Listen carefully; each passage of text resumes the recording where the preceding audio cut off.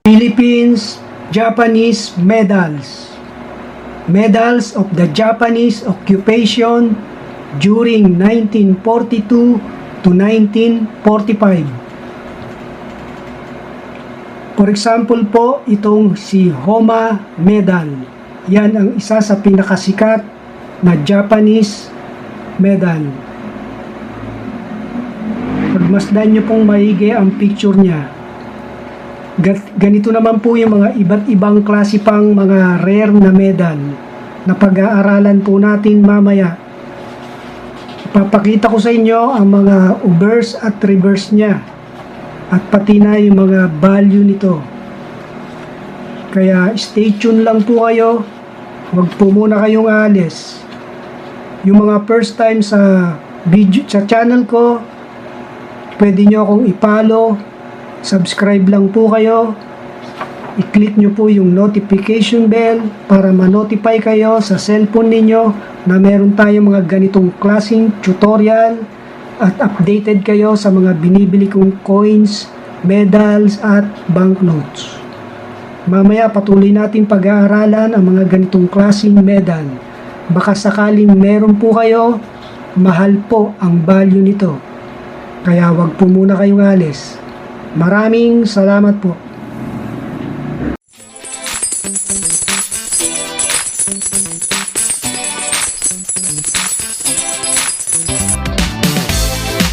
Six months later. Welcome back guys. Paper coinage po ulit tayo. Kamusta po kayo? Ang pag-aaralan po natin ngayon ay itong mga medals of Japanese occupation 1942 to 1945. Unahin na po natin itong Homma medal. Ito po yung isa sa mga sikat na medal during Japanese occupation. Ganyan po yung itsura ng Homma medal. Baka meron po kayo niyan, mataas na po ang halaga niyan. Ganito po ang obverse at reverse niya.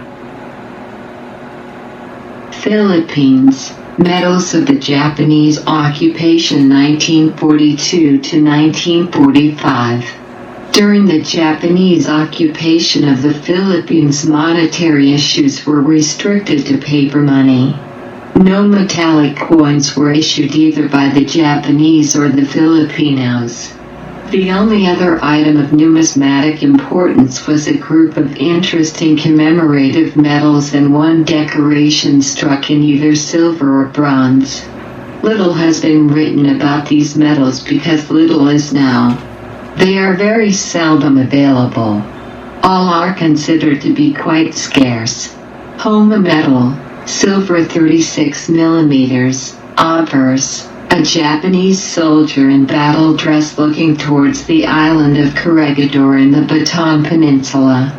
The inscription reads, commemorating the expedition to the Philippines, 1942. Reverse, 2 coconut trees with leaves. 4 stars and a poem in Japanese written by General Homma. Scarce, extremely fine, $100.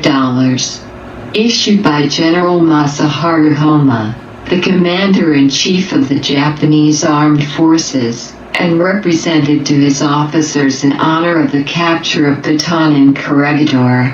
They were struck on small-size Philippine pesos. According to Clemente Zamora, whose Manila firm made them, 2 pieces were stuck in bronze as trial pieces. The Homma medal exists in 2 types. Type 1 has a plain edge and loop, while Type 2 has a reeded edge and no loop. The pictures show the Type 1 and Type 2. 3 hours later. Ang susunod po ay Katayama medal. Ganito po ang itsura niya. Ayan po, pagmasdan nyong maigi ang picture niya. Baka sakaling meron po kayo niyan. Very scarce po yan. Mataas po ang value din yan. Ganito naman po ang obverse at reverse niya. Atayama metal silver 35 millimeters. Obverse, inscription, commemorating, expedition to the Philippines, 2602, 1942. Background is segmented map presumed to represent the expanded Japanese Empire in Asia. The wheel may symbolize the quartermaster core. Reverse, inscription, Yodo, code name for unidentified higher headquarters, probably a division or brigade, Katayama Budai, unidentified unit of indeterminate size presumed to be commanded by Katayama, rank unknown. Stuck by Clemente Zamora 3 or 4 known, very scarce, unpriced. 4 to 6 more days later. Punta naman tayo sa tinatawag na Air Attack on Philippines Medal. Ganito po ang itsura niya. Pagmasdan nyo pong mabuti ang picture. Kung pwede nyong i-screenshot. Baka sakaling may naitatago ang mga ninuno nyo o mga lolo ninyo nung panahon pa ng hapon. Mataas na po ang value niyan. Pagmasdang mabuti ang larawan. Rare po yan. Ganito naman po ang obverse at reverse niya. Air attack on Philippines silver 33 millimeters or an 8 loop. Obverse, a 5-pointed star superimposed over clouds. A winged propeller. Bellow, a map of the Philippines. Japanese character to left and right of map. Read, Air Force attack on the Philippines. Reverse, Japanese characters, commemorating the participation in World War II by Air Force Battalion 9936, in the year 1942.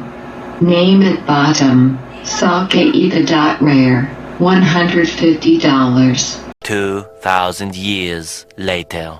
Punta naman tayo sa Commemorative Medal of the Quartermaster Corps.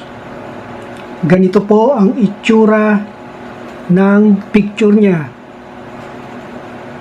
Pagmasdan nyo pong maigi. Screenshot nyo na rin po. Baka sakaling meron kayong naitatago.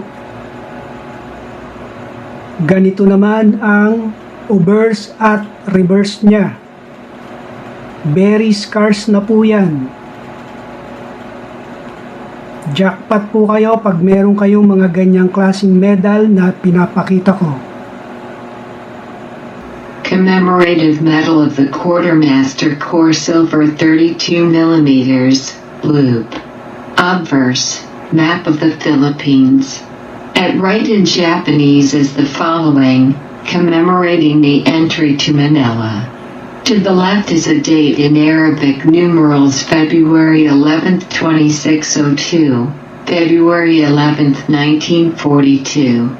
The following 4 towns are listed in Japanese, Agu, Damartise, Adamonim, and Manila. Reverse, to right is a flagpole with a Japanese flag. The center inscription reads, 22nd Quartermaster Corps. To the left, under 2 warplanes in flight is the symbol of the Corps. Struck by Clemente Zamora, very scarce, $75. 75 years later. Ganito naman ang Quartermaster Corps Medal.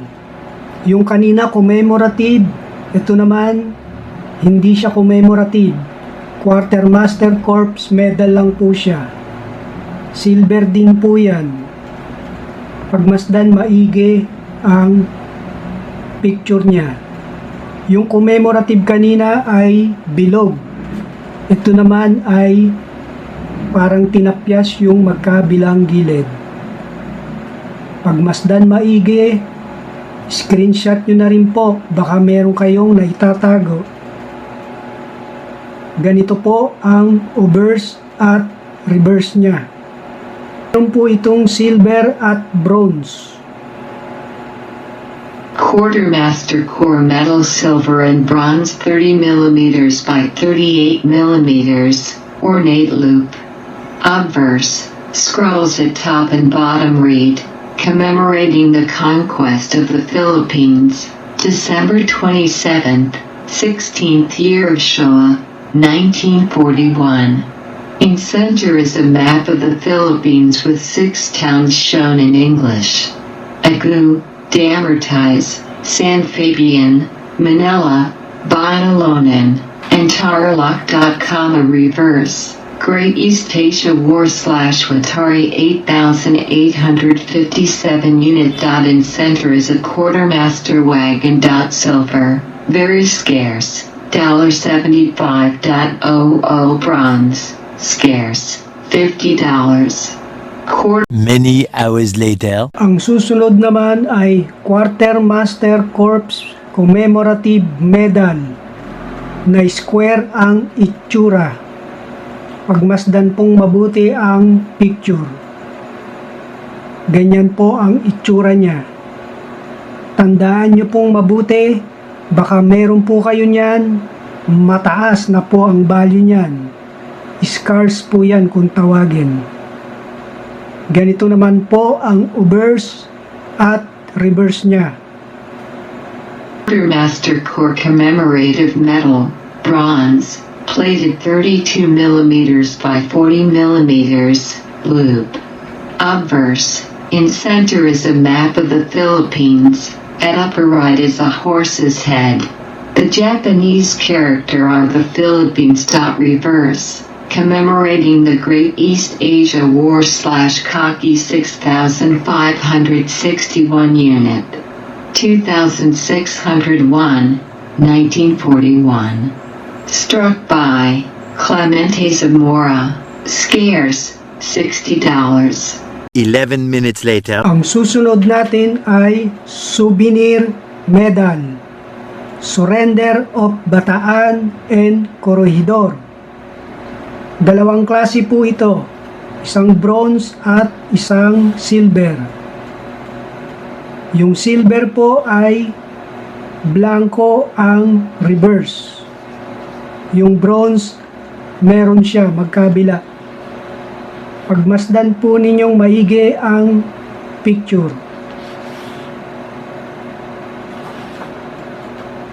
Ganito naman po ang description ng obverse at reverse niya. Souvenir medal, surrender of baton and corregidor. Bronze and silver 31 mm, loop.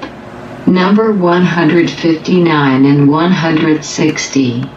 Obverse, at left reads, commemorating the baton surrender. The word souvenir is in English. At the top right and under flag is the date, April 9th, 1942. 3 warplanes. In flight appear at top center. Reverse, in center foreground, corregidor. Inscription, commemorating the surrender of Corregidor. At right of flagpole is the date July 5th, 2602. July 5th, 1942. Bronze, scarce, $50. This is a private issue, struck by Clemente Zamora and Sons and sold by the firm as a souvenir. The Filipinos had little taste for this medal, and not many were sold. They are now quite scarce. Silver, rare, $75. Note on silver, reverse. The next day. Ang huling medal po natin ay, ang obverse niya ay kapareho sa number 153. Ang reverse naman niya ay pinikap ang reverse ng number 159. Ganyan po ang itsura niya. Pinaghalo po yung 153 at 159. Scars din po yan. Yan po ang ating huling medal na Philippine-Japanese occupation during 1942 to 1945. Ganito naman po ang obverse at reverse niya.